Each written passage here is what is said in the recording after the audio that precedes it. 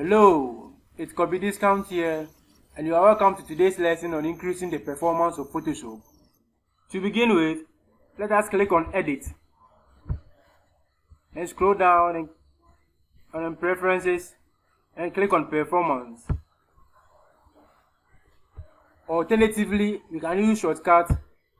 In that case, you press Ctrl K or Command K, and then you click on Performance.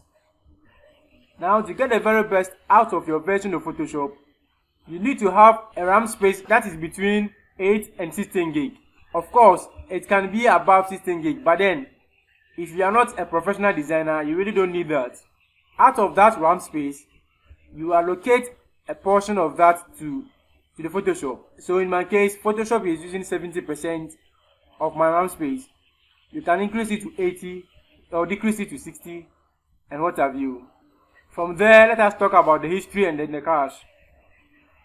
Now, if you happen to be a designer who doesn't use a lot of layers, the first one is okay for you. But then if you happen to be using a lot of layers, then the last one is okay for you. But then if you also happen to be an average designer, then I would say the middle one is also perfect for you. Now, the history state you see here means that, in fact, it talks about the number of undos that you can have when working in Photoshop. You can increase the figures and then decrease it as well.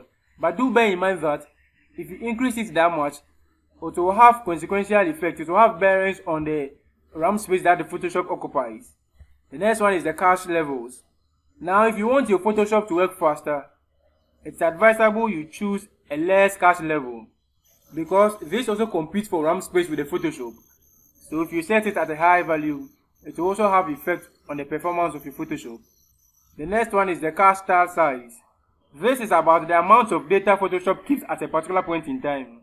Now, I always advise that if you are working on a very large document, I advise that you increase your cache style size. You click on the arrow here, and then you select the highest figure you see there. Having said that, now you can move on to scratch disk. So you click on scratch disk.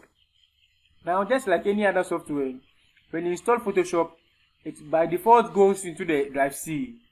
Now, what happens here is that when you install Photoshop, Photoshop first uses the RAM space it can find in drive C.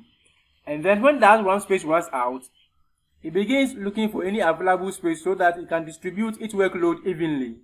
That other space that Photoshop relies on when it runs out of RAM space is what we call the scratch disk. And so if you have any other partition as I have here, you make sure you check it so that in the near future when Photoshop runs out of RAM space, it will then occupy the space it sees, the next space it sees available.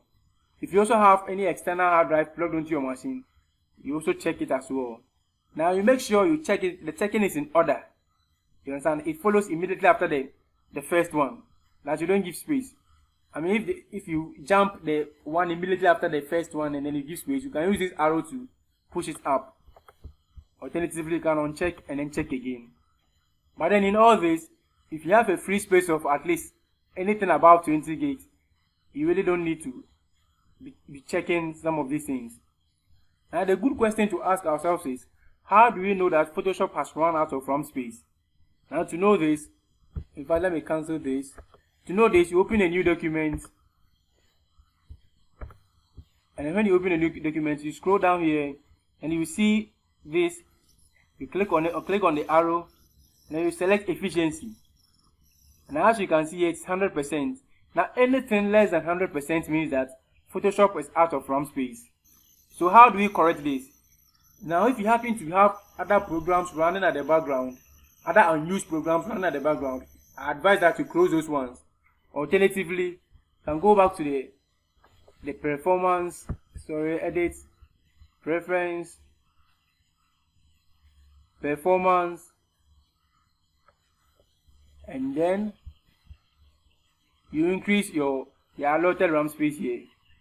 Okay, so that is how easy it is to get Photoshop to work effectively and efficiently. So I'll see you in the next video.